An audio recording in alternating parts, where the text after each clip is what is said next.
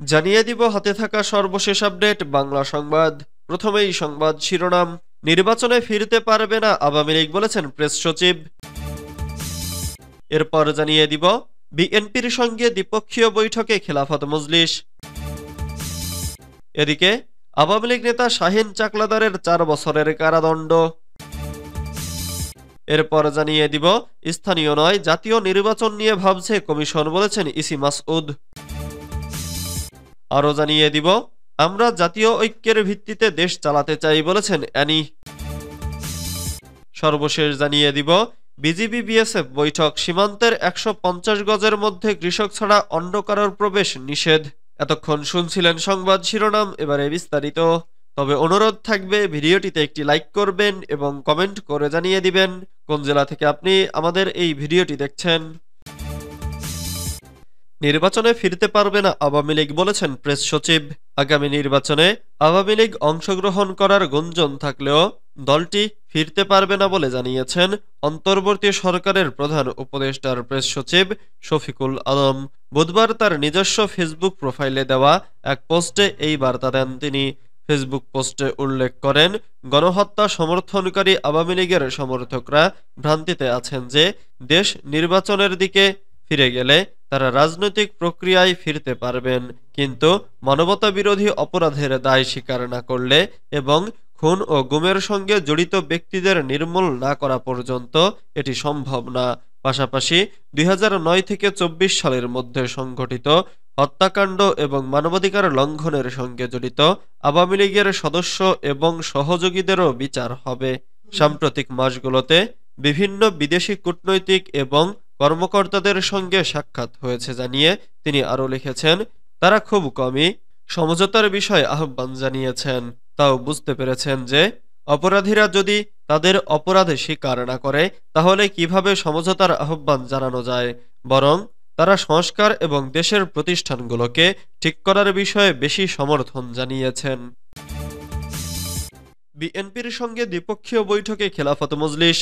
রাজনৈতিক দলগুলোর মধ্যে আন্তঃসম্পর্ক বাড়ানোর লক্ষ্যে বাংলাদেশ জাতীয়তাবাদী দল বিএনপি এর সঙ্গে দ্বিপক্ষীয় বৈঠকে অংশগ্রহণ করেছেন খেলাফত মজলিস নেতারা। বুধবার 22 জানুয়ারি বিএনপি চেয়ারপারসনের গুলশান কার্যালয়ে দুপুর 12টা থেকে এ বৈঠক অনুষ্ঠিত হয়।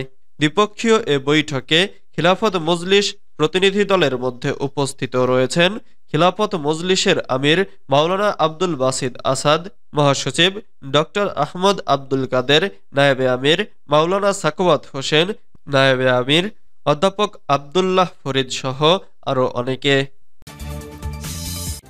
আওয়ামী লীগ নেতা শাহীন চাকলাদারের 4 বছরের কারাদণ্ড। দুদকের মামলায় যশোর জেলা আওয়ামী লীগের সাধারণ সম্পাদক ও সাবেক সংসদ সদস্য শাহীন চাকলাদারকে 4 বছরের সশ্রম কারাদণ্ড দিয়েছেন যশোরের বিশেষ জেলা ও দায়রা জজ আদালত। বুধবার 22 জানুয়ারি স্পেশাল জেলা ও দায়রা জজ এস.এম. নুরুল ইসলামের আদালত এ রায় ঘোষণা করেন। একই সঙ্গে শাহীন চাকলাদারকে 20,000 টাকা জরিমানা এবং 38,03,685 টাকার সম্পদ বাজেয়াপ্ত করার আদেশ দেওয়া হয়েছে। দুর্নীতি দমন কমিশন সূত্রে জানা যায়, 2008 সালের 30 মার্চ দুদকের তৎকালীন উপপরিচালক মঞ্জুর মোরশেদ শাহীন চাকলাদারের বিরুদ্ধে মামলা করেন। অভিযোগ ছিল তিনি 38 লাখ টাকার সম্পদ গোপন করেছেন। দুদকের তদন্তে প্রমাণিত হয় তার ট্যাক্স ফাইলে দেখানো সম্পদের পরিমাণ ও দাখিল করা বিবরণীর মধ্যে অসামঞ্জস্য রয়েছে। শাহীন চাকলাদার তার সম্পদ বিবরণীতে উল্লেখ করেছিলেন তার মোট সম্পদ 1,96,21,400 টাকা, যার মধ্যে 1,01,91,515 টাকা ঋণ। স্থানীয় নয় জাতীয় নির্বাচন নিয়ে ভাবছে কমিশন বলেছেন ইসি মাসুদ। নির্বাচন কমিশনার ইসি আব্দুর রহমান এল মাসুদ বলেছেন, স্থানীয় সরকার নয়, আগে জাতীয় সংসদ নির্বাচন নিয়ে ভাবছে কমিশন। এখন জাতির সামনে সবচেয়ে বড় ফোকাস হচ্ছে সংসদ নির্বাচন। প্রধান উপদেষ্টা চলতি বছর 2025 সালের শেষের দিকে অথবা 2026 সালের প্রথম দিকে ভোট হওয়ার ঘোষণা দিয়েছেন। তাই আমরা জাতীয় সংসদ নির্বাচন নিয়েই বেশি ভাবছি। বুধবার 22 জানুয়ারি বেলা 11:30টায় বরিশাল আঞ্চলিক নির্বাচন কর্মকর্তার কার্যালয়ে ভোটার তালিকা হালনাগাদ উপলক্ষে জেলার নির্বাচন কর্মকর্তাদের সাথে এক মতবিনিময় সভায় সাংবাদিকদের এক প্রশ্নের জবাবে তিনি এসব কথা বলেন। ইসি মাসুদ বলেন, আমরা জাতির কাছে ওয়াদাবদ্ধ। এতদিন ভোট নিয়ে মানুষের মধ্যে যে অনীহা ছিল, ভোট গ্রহণ যোগ্যতা প্রশ্নবিদ্ধ ছিল, আমরা সে জায়গা থেকে উত্তরণ ঘটিয়ে একটা সঠিক সুন্দর মানুষের কাছে গ্রহণযোগ্য নির্বাচন জনগণের কাছে উপহার দিতে আমাদের কমিশন প্রতিজ্ঞাবদ্ধ। আমরা এই লক্ষ্যেই এগিয়ে যাচ্ছি। তিনি বলেন, ভোটার তালিকা হালনাগাদের বিষয়ে দেশজুড়ে ৩৫,০০০ তথ্য সংগ্রহকারী কাজ করেছেন। এ বিষয়ে যারা তথ্য সংগ্রহ করেছেন তাদের আরও দায়িত্বশীলতার পরিচয় দিতে হবে। এক্ষেত্রে ভোটার তালিকায় ভুল হচ্ছে, তাতে মানুষ তাদের সেবা নিতে পারছে না। তাই এ বিষয়ে সবার সহযোগিতা চেয়েছেন নির্বাচন কমিশনার। পাশাপাশি ভুয়া ভোটার থাকলে প্রমাণ সাপেক্ষে তা বাতিল এবং সবাইকে যথাযথ তথ্য সহায়তায় আহ্বান জানান তিনি। আমরা জাতীয় ঐক্যমতের ভিত্তিতে দেশ চালাতে চাই বলেছেন অ্যানি। বিএনপির যুগ্ম মহাসচিব শহীদউদ্দিন চৌধুরী অ্যানি বলেছেন, দেশে ফ্যাসিবাদী সিস্টেম শেষ হয়ে গেছে। বাংলার মাটিতে যেন এ ফ্যাসিবাদ আর না আসে সে শপথ ও অঙ্গীকার নিয়ে মাঠে নেমেছি। আমরা বলি না ভোট হলে কালকে আমরা এককভাবে ক্ষমতায় এসে দেশ চালাবো। আমরা জাতীয় ঐক্যমত্যের ভিত্তিতে দেশ চালাতে চাই। যারা ফ্যাসিবাদের বিরুদ্ধে লড়াই সংগ্রাম ও যুগপৎ আন্দোলন করেছে সবাইকে নিয়ে সরকার গঠন করতে চাই। বুধবার ২২ জানুয়ারি দুপুরে লক্ষ্মীপুর সদর থানা তন্তবায় সমিতি লিমিটেডের বার্ষিক সাধারণ সভায় প্রধান অতিথির বক্তব্যে এসব কথা বলেন তিনি। শহীদউদ্দিন চৌধুরী অ্যানি বলেন, জামাত ইসলামের শীর্ষ পর্যায়ের এক একজন এক এক কথা বলেন। কথাগুলো নিজেদের রাজনৈতিক অবস্থান থেকে আরো সুদৃঢ় করার জন্য বলেন, কিন্তু প্রকৃতপক্ষে আমরা সবাই ফ্যাসিবাদের বিরুদ্ধে লড়াই করছি। গোমুখন অত্যাচার নির্যাতনের শিকার হয়েছি, একসঙ্গে জেল খেটেছি।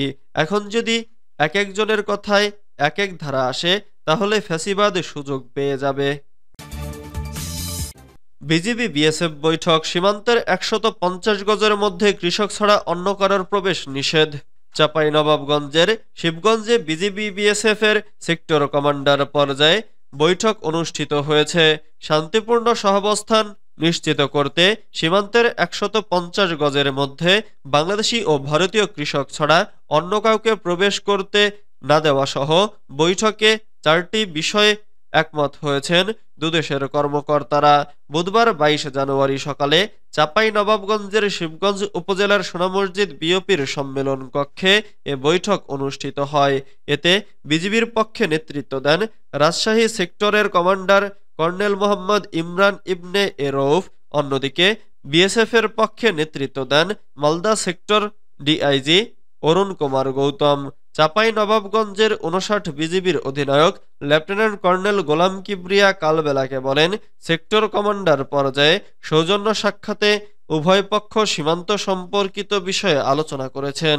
এতে সীমান্তের ১৫০ গজের মধ্যে বাংলাদেশি ও ভারতীয় কৃষক ছাড়া অন্য কাউকে প্রবেশ করতে না দেওয়া, সীমান্তের যে কোনো সমস্যা আলোচনার মধ্য দিয়ে সমন্বিতভাবে সমাধান করা, সীমান্ত ইস্যুতে যে কোনো ধরনের অপপ্রচার কিংবা গুজব রোধে পদক্ষেপ নেওয়া, অবৈধ অনুপ্রবেশ ও মাদক চোরাচালান থেকে সীমান্তের জনসাধারণকে বিরত রাখার বিষয়ে একমত হয়েছে উভয় পক্ষ।